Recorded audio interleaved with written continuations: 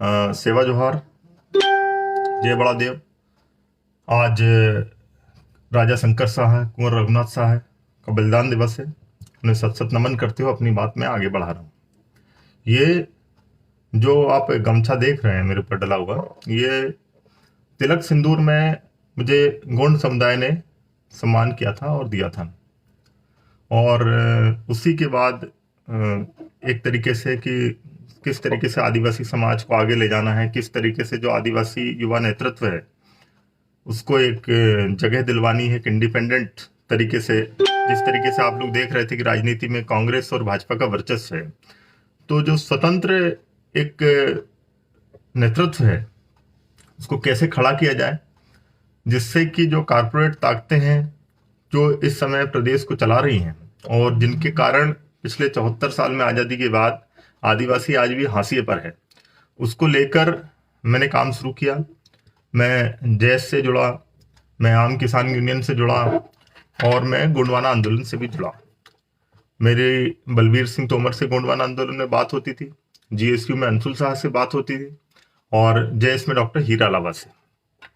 जितना मुझसे बन सका 2017 से अभी तक मैंने संगठन के लिए और आदिवासी समाज के लिए किया। और आज भी मेरे दरवाजे 24 घंटे उन जैस के जमीनी कार्यकर्ताओं के लिए खुले हैं जो जमीनी स्तर पर आदिवासियों के लिए कुछ करना चाहते हैं।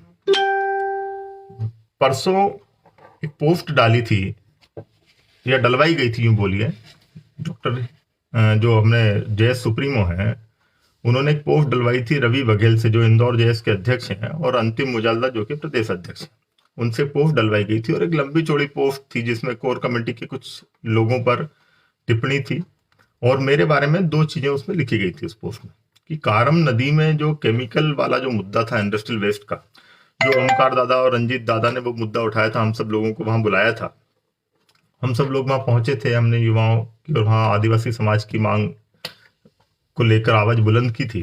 तो उसको लेकर लिखा है इन्होंने कि मैंने वहां पर युवाओं को गुमराह करके एफआईआर करवा दी और मुझे प्रदूषण नियंत्रण बोर्ड से काफी घूस मिला। दूसरा आरोप इन्होंने मुझ पे लगाया था कि 2018 में जो है टिकट दिलवाने के नाम पर कई लोगों से पैसा वसूल कर मैंने इंदौर में कोठी खड़ी कर ली। तो ये जो 2 आरोप इनके द्वारा लगाए गए थे, यदि इनके पास इससे जुड़े कोई तथ्य हैं, सबूत हैं, तो वो जैस के कार्यकर्ताओं के सामने रखें, सोशल मीडिया पे रखें, फेसबुक पे रखें। बिना तथ्यों के आप किसी के ऊपर, किसी की इंटीग्रिटी के ऊपर प्रश्न उठाओगे तो हम जैसा संवेदनशील आदमी, ईमानदार आदमी तो चुप नहीं बैठेगा। और मैंने डिफेमेशन नोटिस दिया है 1 करोड़ का, और वो डिफेमेशन नोटिस जैस पर नहीं है, जैस के इन 2 व्यक्तियों के खिलाफ है जिन्होंने गैर जिम्मेदाराना अमर्यादित टिप्पणी मेरे खिलाफ की है और इसके लिए इनको कोर्ट में जवाब देना पड़ेगा और मैं इसमें पीछे हटने वाला नहीं हूं। यदि इनके पास सबूत हैं तो इन दोनों आरोपों के सबूत कोर्ट में लेके आए और दूध का दूध पानी का पानी हो जाएगा, न्यायालय निर्णय दे देगा। यदि गलत होंगे वो तो क्रिमिनल डिफेमेशन केस चलेगा और उनको मानहानि भी देनी पड़ेगी, और यदि वो सही है तो मैं राजनीति छोड़ दूंगा। मेरा 25 साल का सामाजिक करियर है, कम से कम व्यापम में 2500 लोगों को जेल पहुंचाया है, उसमें एक कैबिनेट मंत्री है और कई सारे आईएएस आईपीएस हैं। यदि 1-1 लाख रुपया भी उनसे रिश्वत खाता तो आज 250 करोड़ का मालिक होता। इसके पहले मैंने बहुराष्ट्रीय दवा कंपनियों के खिलाफ अनएथिकल क्लिनिकल ट्रायल में बहुत बड़ा एक आंदोलन खड़ा किया, सुप्रीम कोर्ट तक में गया और पूरी बहुराष्ट्रीय दवा कंपनी लॉबी को झुका के भारत के अंदर से अनएथिकल क्लिनिकल ट्रायल को खत्म किया। ये वो दवा कंपनी लॉबी है जो अमेरिका की सरकार बदल देती है। इतनी बड़ी ताकतों के आगे जब मैं नहीं झुका, और जहां तक जैस का प्रश्न है, मैंने कभी जैस के इंटीरियर मैटर में कभी दखल नहीं दिया कि आप किसको अध्यक्ष बना रहे हो, आप कहां किसको नियुक्ति दे रहे हो। लेकिन जहां मुझे दिखेगा कि जैस गलत हाथों में जा रहा है, जैस के कार्यकर्ताओं को मजबूर किया जा रहा है कि आप कांग्रेस के झंडे डंडे उठाइए, आप कांग्रेस की रैलियों में जाइए, तो जैस को कांग्रेस की जूती तो नहीं बनने दे सकता ना। आज बड़वानी में जैस के अध्यक्ष उसके मंच पे क्यों गए और जैस के जिला अध्यक्ष को क्यों लेके गए? आज हमारे एजेंडे कांग्रेस क्यों तय कर रही है? भाई हमको तो कांग्रेस और भाजपा दोनों से एक बराबर दूरी तय करनी है। मेरा तो एक सपना है कि आदिवासी सरकार हो और उस सपने के लिए बहुत ईमानदारी से मेहनत की और जैस को ब्रांड बनाने में जो भी मुझसे बन पड़ा वो किया। आज दोनों पार्टियों ने आदिवासियों के साथ दगा किया है। जमीन पर न 5वीं अनुसूची लागू है, न पैसा एक्ट लागू है, न फॉरेस्ट राइट एक्ट लागू है। आदिवासी आज हाशिए पर है। हम चाहते हैं कि जो जैस की स्थापना जिन लोगों ने की, एक अकेले हीरा लावा ने तो जैस की स्थापना नहीं की, कई सारे लोगों ने मिलकर जैस के लिए मेहनत की, और कई लोग ऐसे लोग हैं जिनके आप नाम भी नहीं जानते होंगे, वो लोग आज भी जमीन पर जैस के लिए जुझारूपन से काम कर रहे हैं। उन सब लोगों को मिलाकर आज जैस बना है। तो जैस को यदि कोई एक आदमी चाह रहा है कि ये मेरी बपोती है, मैं अपने हिसाब से निर्णय लूंगा, तो आप लीजिए निर्णय अपने हिसाब से। लेकिन जहां हमको लगेगा, तो भाई लोकतंत्र में हर आदमी को अपना विचार रखने की आजादी है। मैंने भी अपने विचार रखे कि भाई मुझे रायसेन में जो नियुक्ति हुई है मुझे ठीक नहीं लगी, या धार में एक अपराधी छवि के व्यक्ति को आगे बढ़ाया जा रहा है, तो हम लोग सूचना के अधिकार में उसके अपराध की जानकारी निकालेंगे और कलेक्टर के सामने रखेंगे कि साहब इतने अपराध हैं, इस पर निगरानी शुदा बदमाश है, या आज जैस के साथ क्या कर रहा है। या जो लोगों ने जैस के लिए खून नहीं बहावा है, पसीना नहीं बहाया, जमीन पर आंदोलन नहीं किया, उन लोगों को जैस की कमांड क्यों सौंपी जा रही है। कांग्रेस बैकग्राउंड के लोगों को ला ला कर जैस क्यों ज्वाइन करवाई जा रही है। तो इन सब लोगों पर, मैं एक बुद्धिजीवी आदमी हूं, मैं आरएसएस में रहा हूं। बार बार कुछ लोग मेरे आरएसएस के यूनिफॉर्म के फोटो डालते हैं। मैं आरएसएस में रहा हूं 2005 से 7 तक, और भाजपा का पदाधिकारी था। आरएसएस के जो स्वास्थ्य कैंप थे, हेल्थ कैंप था, वो मैं देखता था। जब मुझे लगा कि आरएसएस और भाजपा ने व्यापम मुद्दे पर मेरा साथ नहीं दिया, तो मैंने आरएसएस से टाटा बाय बाय कर लिया।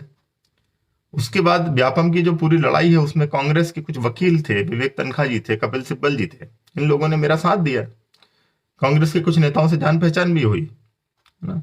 और डॉक्टर हीरा अलावा को और कुछ लोगों को, जैस को लगा कि भाई हम लोगों को चुनाव लड़ना चाहिए, तो उनको टिकट चाहिए था चुनाव लड़ने के लिए। दोनों पार्टी के लोगों से मिले। मैं आज पहली बार खुलासा कर रहा हूं कि चुनाव के पहले विनय सहस्त्रबुद्धे जी से मिले, रविराज बघेल खुद मेरे साथ था, चंद्रेश शुक्ला के घर पे मुलाकात हुई, और विनय सहस्त्रबुद्धे जी भाजपा के प्रदेश प्रभारी थे।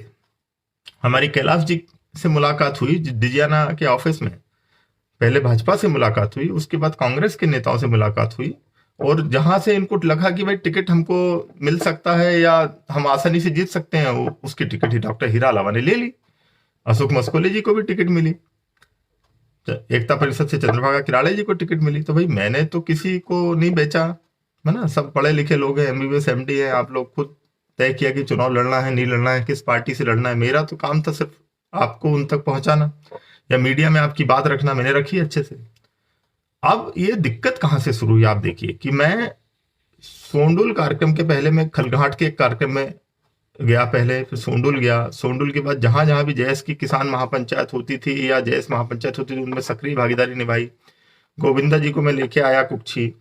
उसके बाद मैं नेमावर भी गया, मैं खेरकुंडी भी गया, नीमच गया। नीमच में मेरे ऊपर एफआईआर भी हुई।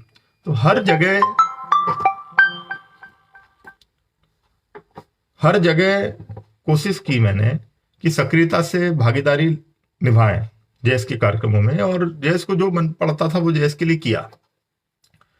अभी दिक्कत शुरू हुई कहां से कि जब जैस के जो कुछ फाउंडर मेंबर हैं, जिनको आप कोर कमेटी बोलते हैं, दूसरा गुट, नेशनल जैस गुट, उन लोगों को भी मीडिया में उनके इंटरव्यूज हुए या अखबार में उनका नाम आया। डॉक्टर अभय ओरी के नेतृत्व में नीमच की बड़ी रैली हुई, कमलेश्वर ने उसको कोऑर्डिनेट किया, पूरा कमलेश्वर ने पूरी एंकरिंग की, और अच्छा सफल कार्यक्रम रहा। तो अखबार में नाम आया, और भी अन्य लोगों के नाम आए। तो ये लोग बौखला गए कि भाई ये दूसरे लोगों का नाम आ रहा है, जैस पे तो अपने ही कब्जा होना चाहिए। तो ये सब तो ठीक नहीं है। जैस को सबने मिलके बनाया, और मेरा सपना ये है कि जैस के दोनों गुट आपस में मिलकर एक तीसरी शक्ति के रूप में खड़े होते, मध्य प्रदेश में आदिवासी सरकार बनाते, जीएसयू के लोगों को भी साथ लेते, गोंडवाना के लोगों को भी साथ लेते, भील प्रदेश मुक्ति मोर्चा के लोगों को भी साथ लेते, भीम आर्मी के लोगों को भी साथ लेते, और इस तरीके से एक तीसरा विकल्प प्रदेश में खड़ा करते। या राजनीति नहीं भी करनी है तो एक प्रेशर ग्रुप की तरह काम करते कि जब भी दलितों पर, आदिवासियों पर कहीं अत्याचार हो तो मिलकर एक सामूहिक प्रोटेस्ट करते और सबका नाम होता। लेकिन हो क्या रहा है, पूरी जैस को कांग्रेस की बी टीम की तरह या कांग्रेस के अनुषंगिक संगठन की तरह चलाने के प्रयास किए जा रहे हैं। और जब ये प्रयास हमने नहीं होने दिए तो हम पे लाछन लगाए गए। आज 10 साल से सामाजिक जीवन में हूं मैं। 1 रुपया भी किसी का कहीं खाया हो या कोई एफआईआर हो मेरे ऊपर कि मैंने किसी से 1 रुपया मांगा, तो आप मुझे बताइए। हजारों आरटीआई हमने लगाई होंगी, सैकड़ों पीआई लगाई हैं। और जहां तक मकान और कोठी बनाने की बात कर रहे हैं, एक छोटा सा मकान है मेरा, हस्बैंड वाइफ दोनों हम स्पेशलिस्ट डॉक्टर हैं गवर्नमेंट सेक्टर में। इंदौर शहर में 40-50 लाख का मकान बना सकते हैं। 17 साल हो गए एमबीबीएस किए हुए, प्रोफेशनल लाइफ में है। इस तरीके से जब ये आरोप लगा रहे थे और मेरे खिलाफ लिख रहे थे, तब तो डॉक्टर हीरा लावा ने उनको कुछ नहीं बोला, बल्कि इनके संगठन के लोग सारे जिलाध्यक्षों को फोन लगा के बोल रहे थे व्हाट्सएप पे कि मैसेज चलवाइए। मुझे बदनाम करने के प्रयास किए गए पहले, और मुझे बोला गया कि भाई ये टिकट के नाम पर पैसे लेते हैं, ये लॉबिंग कर रहे हैं। तो ये सब तो मैं तो नहीं सहन करने वाला ना। मैं तो इसके पहले भी कई डिफेमेशन केस लगा चुका। यदि आप मेरे खिलाफ कुछ उल जलूल आधारहीन मेरे ऊपर भ्रामक आप आरोप लगाएंगे, तो आप उनके या तो सबूत इकट्ठे करिए, सबूत नहीं है तो नहीं लगा सकते आप कानूनन। इसका जवाब तो आपको कोर्ट में देना पड़ेगा। नोटिस मैंने दे दिया, और आगे भी यदि मेरे खिलाफ कोई इस तरीके की टिप्पणी किसी ने की तो मैं उसको छोड़ने वाला नहीं, है ना। और यदि आप लोगों को लगता है कि मेरे कारण जेएस टूट रहा है, या मैं जेएस को एक गलत दिशा में ले जा रहा हूं, या मैं गैर आदिवासी हूं। मैं पहली बात तो ये बता दूं कि कई लोगों ने प्रचारित किया गैर आदिवासी हूं। मैं आपको बताना चाहूंगा कि मैं कलाल समुदाय से हूं, ओबीसी में आता है। और ये समुदाय ऐसा है जो महुए की शराब बनाकर बेचा करता था। तलहट्टी में तालाब, जो पहाड़ी है एरिया है, तराई है, वहां समुदाय रहता था, हमेशा आदिवासी समाज के साथ रहा। मेरा जो पैतृक गांव है, जहां हमारा जन्म हुआ है, वो भी आदिवासियों का गांव है। जहां मेरी पढ़ाई हुई है, वो भी आदिवासियों का गांव है। मेरा पूरा जीवन बचपन से लेकर आज तक आदिवासियों के बीच में मेरा जीवन निकला है। इसलिए आदिवासियों के प्रति मेरा एक भावनात्मक जुड़ाव है। उसी के जुड़ाव के चलते मैं जैस से जुड़ा था।